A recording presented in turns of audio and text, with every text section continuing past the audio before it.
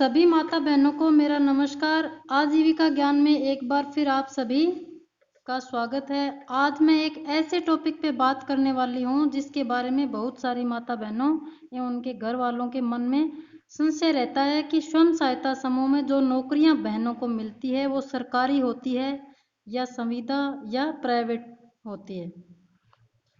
तो स्वयं सहायता समूह में मिलने वाली नौकरी सरकारी होती है या प्राइवेट, इसके बारे में आपको मैं पूरी जानकारी इस वीडियो में देने वाली हूँ। तो सबसे पहले तो अगर आप मेरे चैनल पे सब नए आए हैं तो चैनल को सब्सक्राइब कर लीजिएगा। वीडियो अच्छी लगे तो लाइक ज़रूर कर देना। आप सभी का मुझे इतना प्यार एवं सपोर्ट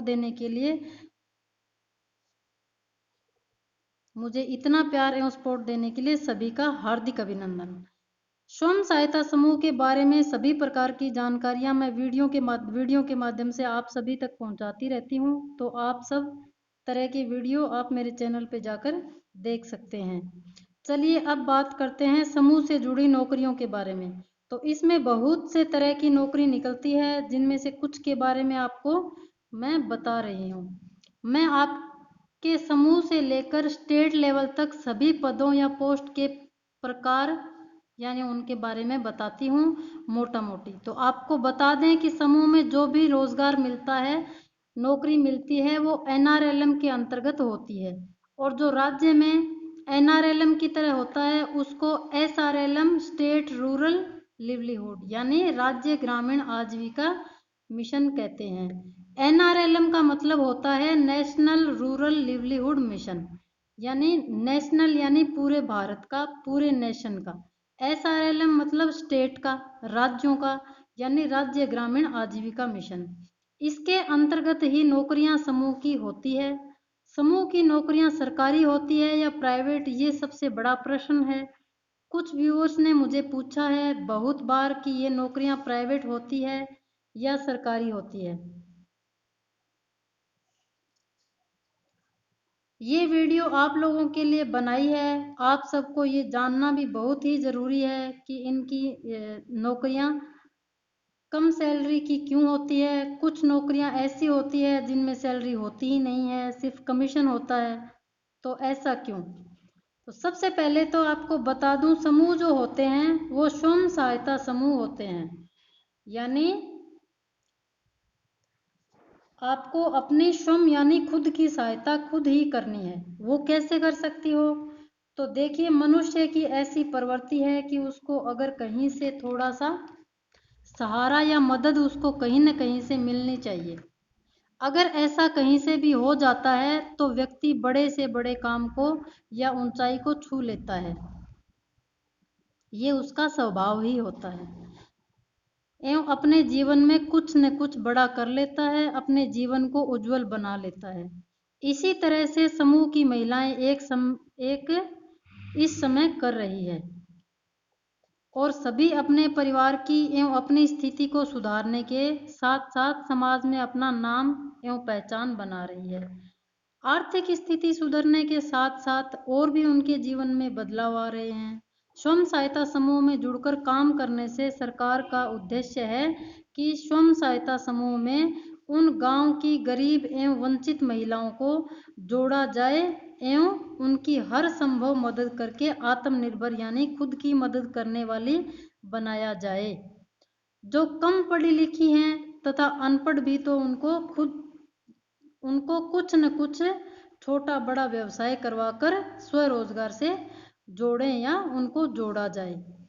सरकार स्वरोजगार के लिए समूह को पैसा भी देती है, जिनको समूह की बहनें लोन के रूप में आपस में बांटती है तथा उनसे कोई रोजगार का कार्य शुरू करती है।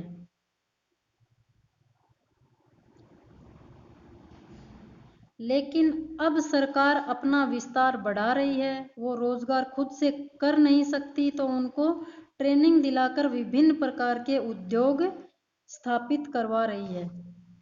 बहुत सारे कारखाने लगवा रही है, बैंकों की हर संभव मदद कर रही है। सारा मैनेजमेंट सरकार इस समय जोर शोर से करवा रही है। ग्रामीण महिलाएं भले ही शिक्षित ना हो, इसके लिए सरकार आर्थिक एवं सामाजिक रूप से सक्षम बने, इसके लिए खुद ही बहुत सारी योजनाएं बना रही है और उसमें समूह की महिलाओं को जोड़ रही है।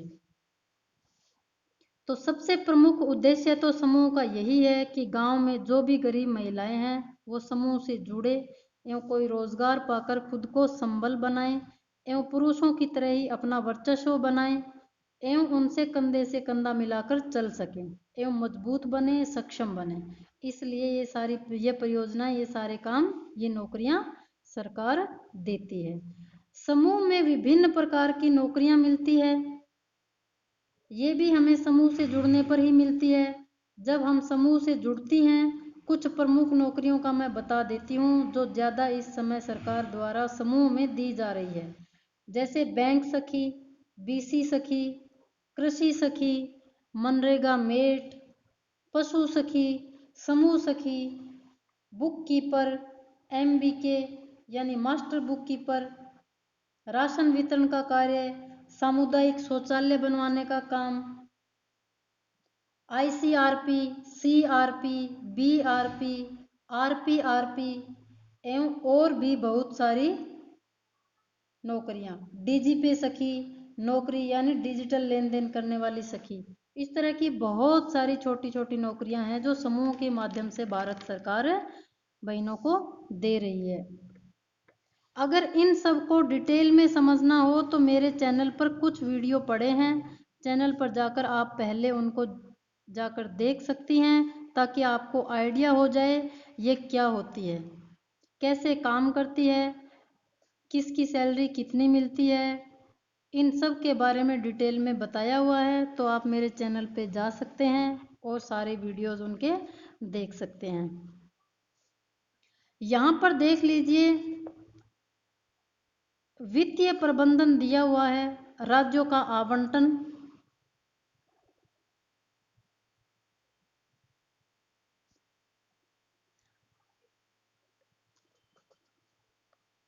राज्यों का आवंटन, जो समूह किसके अंडर में कार्य करते हैं एवं वित्तीय सहायता कैसे मिलती है, NRLM द्वारा SRLM को।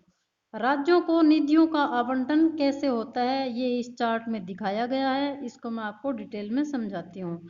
NRLM एक केंद्र प्रायोजित योजना है जो दिल्ली तथा चंडीगढ़ के अलावा सभी राज्यों तथा संघ राज्यों क्षेत्रों में कार्यान्वित की जाती है। मिशन के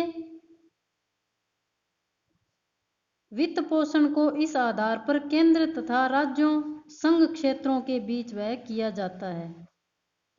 अब इस चार्ट में बताया गया है कि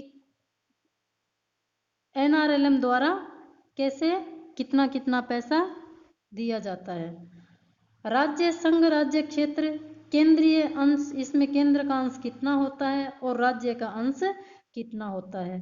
पूर्वोत्तर राज्य जैसे अरुणाचल प्रदेश, असम, मणिपुर, मेघालय, मिजोरम, नागालैंड, त्रिपुरा तथा सिक्किम, इन राज्यों को केंद्रीय अंश 90% यानी केंद्र से जो पैसा मिलता है वो 90% मिलता है और राज्य से 10% मिलता है।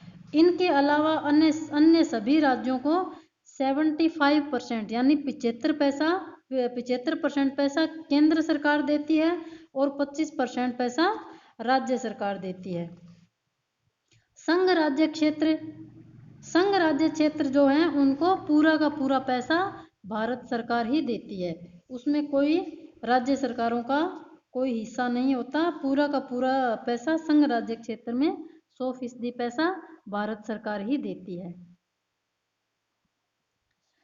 इससे आपको समझ आया होगा कि केंद्र यानी भारत सरकार द्वारा चलाई जाने वाली एक बहुत ही बड़ी परियोजना है जो अभी पूरे भारत में समूह के माध्यम से मिशन मोड पर चलाई जा रही है।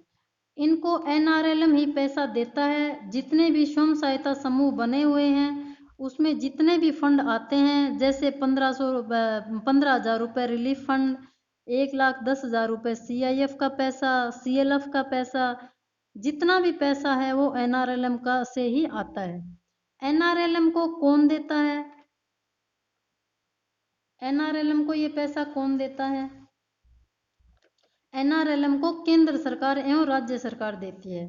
तो NRLM एक परियोजना है जिसमें मैंने ऊपर परसेंटेज के हिसाब से सारणी में बताया, उस तरह सरकारें इसको पैसा देती हैं एवं प्रोजेक्ट चल रहा है ताकि समूह बनाएं, समूह में महिलाओं को जोड़ें और रोजगार से जोड़ें। समझ आया आपको? तो एनआरएलएम एक सोसाइटी है, एक परियोजना है जो सरकार के अंडर में काम करती है।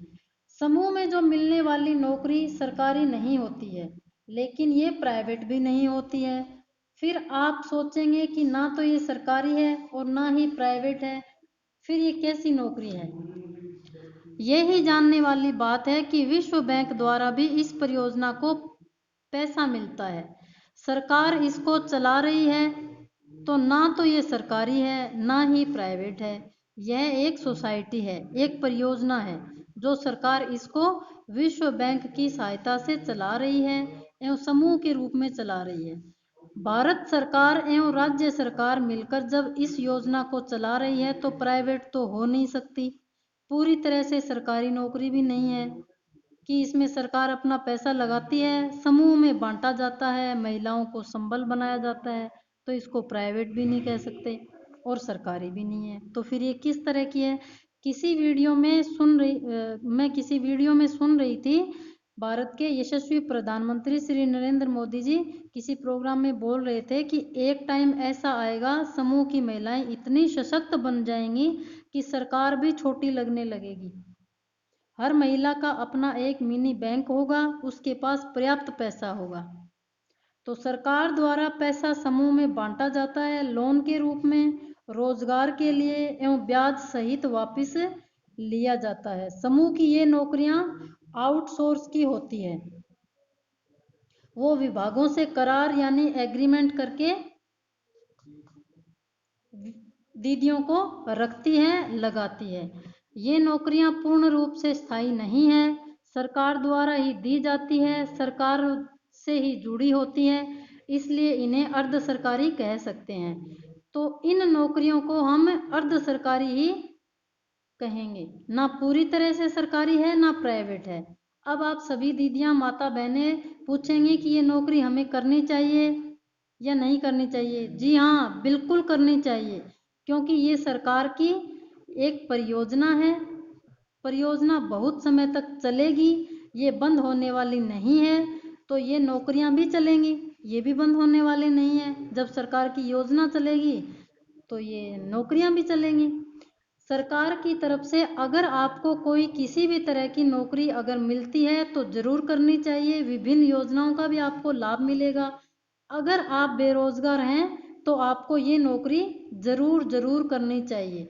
सरकारी परियोजना से जुड़कर अगर आप काम करते हैं तो सरकारी ही कहलाते हैं। आपको अगर कोई कहे कि आपकी नौकरी संविदा पे है या प्राइवेट है, तो उनकी बातों में न आकर अपने विवेक से या अपने कॉमन सेंस से या अपनी समझ से, अपनी बुद्धि से काम लें एवं जुड़े रहें।